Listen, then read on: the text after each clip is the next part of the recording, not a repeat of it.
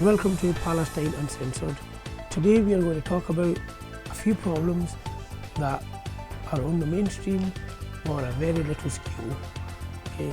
First of all, you've seen in the United Nations and the Assembly unanimously voted for a ceasefire in Gaza, and as everybody's aware, Israeli army is still bombing the Gaza Strip and the Palestinian territories. Okay. Up till right now, they've counted about 30,000 deaths in Gaza in the last 6 months. That's a lot of civilians dying. They're seeing Hamas fighters whopper. They're not killing fighters, they're killing civilians, humanitarian aid workers, journalists. So things do not come out into the media. In a few hours, they've got a protest in central London. Easter weekend, you've got people going out for Easter festival, and they are coming out to protest for Palestine, because how can you have dinners with your kids at home when you know kids are dying elsewhere with the British pound? Believe me, our government is hand in hand with Israel. Every atrocity committed in Gaza, Britain has a small portion to answer for. So tomorrow there's a protest in central London from Russell Square to Trafalgar Square. It'll be a big thing. The police are coming out in a heavy force.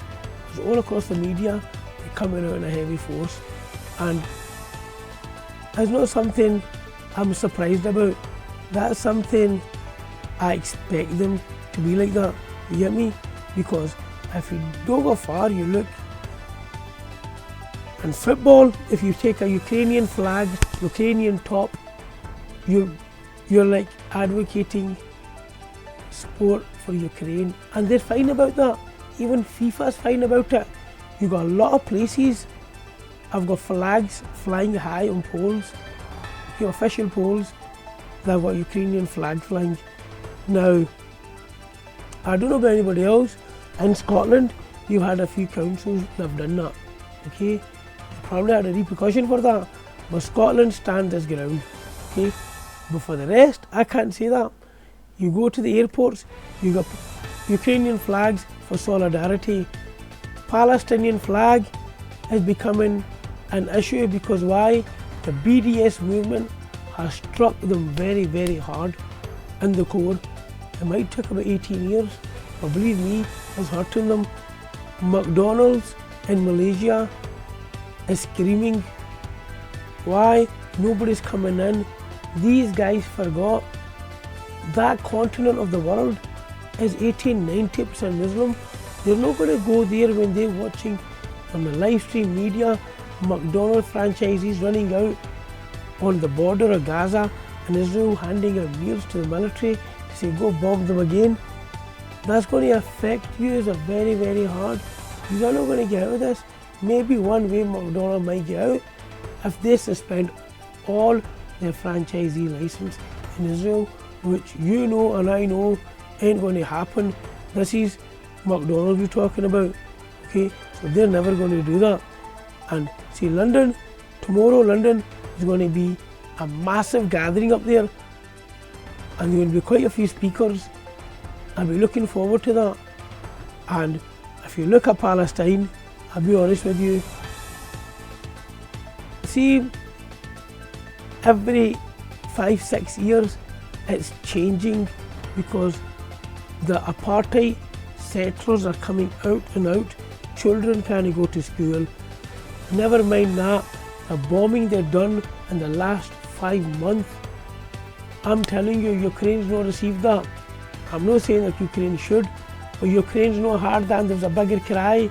You had people on the media crying, oh, they're blue-eyed, blonde hair, they're like us, they're from the civilized world.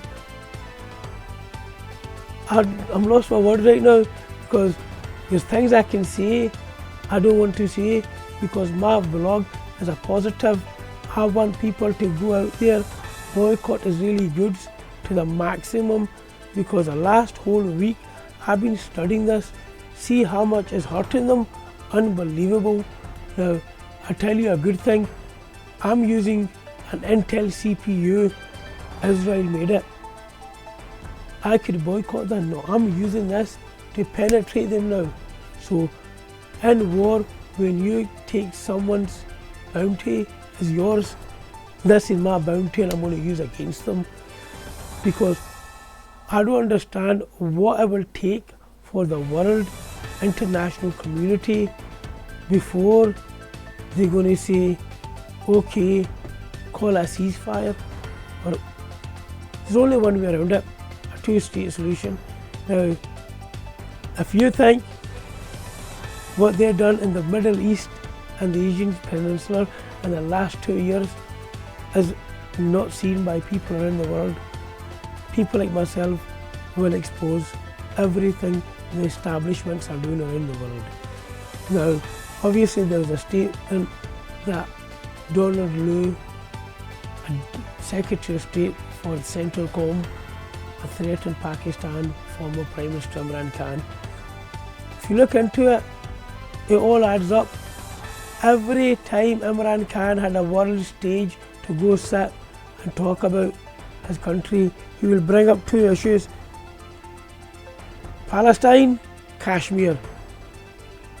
Arabs had a problem, we're trying to have a discussion, we're trying to come to common terms. Imran, you every time come in, you're talking about Israel, Palestine. Give it a break. Then the Arabs were trying to mend ties with India, make stronger bondings, and obviously bring in Kashmir in. So if Imran Khan was here today, believe me, he'd be a very big advocate for us. But this is why they've kept him under lock and key. Pakistan, whole judiciary is collapsed. You've got high court judges coming out to say the inter-services, the spy agency, are taking our kids away, torturing them, electrocuting the genitals. Understand now? This is just as bad as Israel army being in Pakistan now. So the point is, tomorrow, get out there and protest. Sorry, and I'll be back with you tomorrow.